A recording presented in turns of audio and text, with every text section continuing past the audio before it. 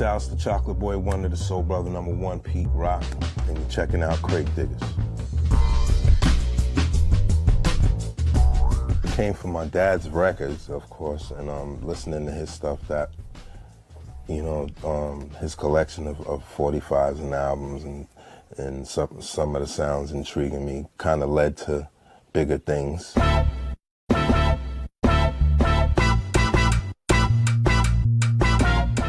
A number of records. I'll be here maybe about 50.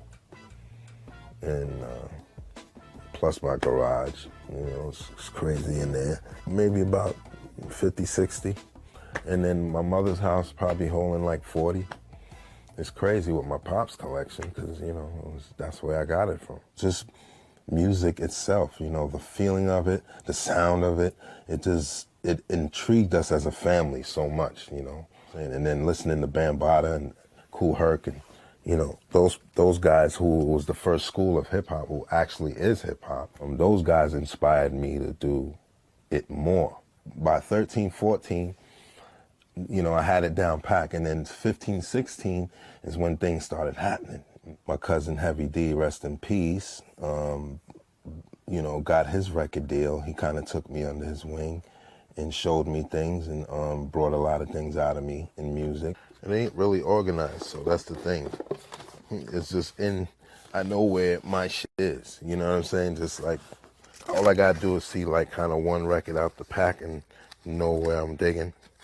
Of course, I started going places on my own, going to record conventions, experiencing the world and finding out where's the dopest mom and pop record store. What I know about all three of these is that they're dope. These are joints that you can just play the whole album and listen to. These are great musicians on the covers, you know, except for, you know, there's really no musicians here, but I mean on this one. You know, thrift shops, garage sales, if you want to go there. You know, I've gotten a lot of stuff from places like that. Then it goes to digging all over the world, you know, and seeing it other places like, wow, look at this little shack with, don't look like nothing's in there. You go in there, it's dust and it's crazy. You got to wear gloves, mask, and you dig and you find stuff, man. Marva, Whitney, it's my thing. And also had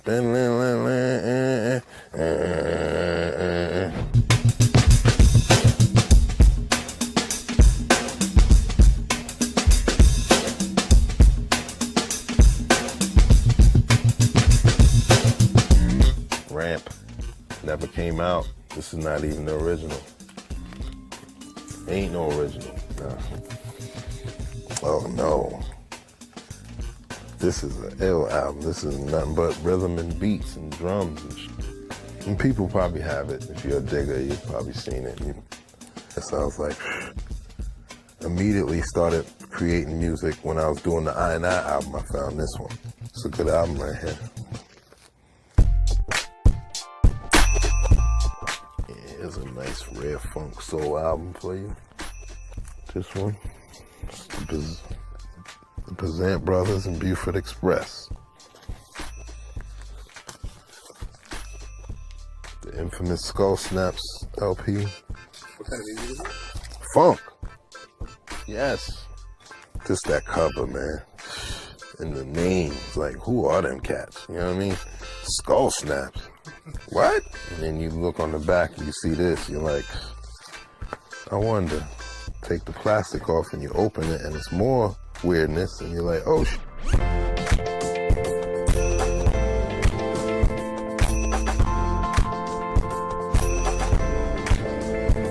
And it's this monster beat, man. It's like, whoa. Ridiculous record right here. I was all over this album right here. And I got this. It's very rare. Marvin Gaye album from 1964. It's Coming Up Days. There's a lot of strings on this album, but it's funky too. Can I see that? Yeah.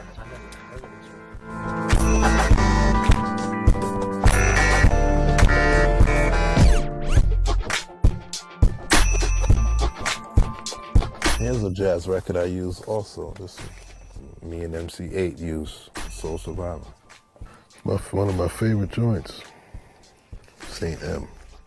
Nat Adderley, bunch of firecrackers and shit.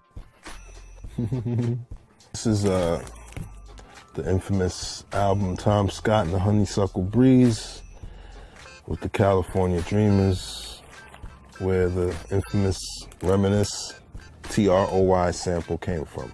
What intrigued me about this album was obviously the cover and the colorful little flowers. He's in the grass laying down, playing his sax, which made me want to listen to it. Classic material right here.